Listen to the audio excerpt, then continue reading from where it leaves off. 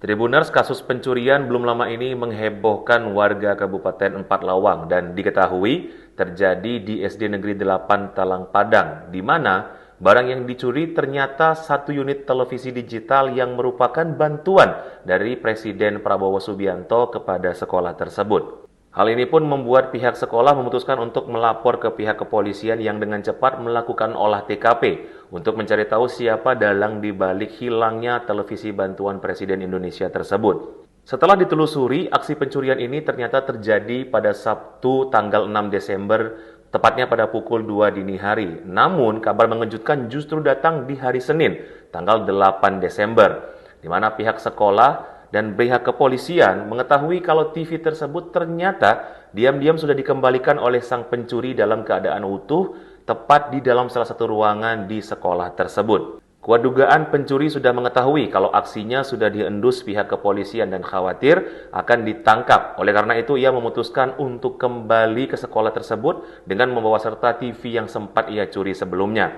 Meskipun pelaku belum ditangkap, pihak kepolisian memastikan akan tetap menelusuri kejadian ini dan menghimbau warga untuk selalu berhati-hati, terutama dalam menjaga barang-barang berharga yang ada di lingkungan sekitar. Saksikan Saksi Kata hanya di YouTube Sri Poku TV.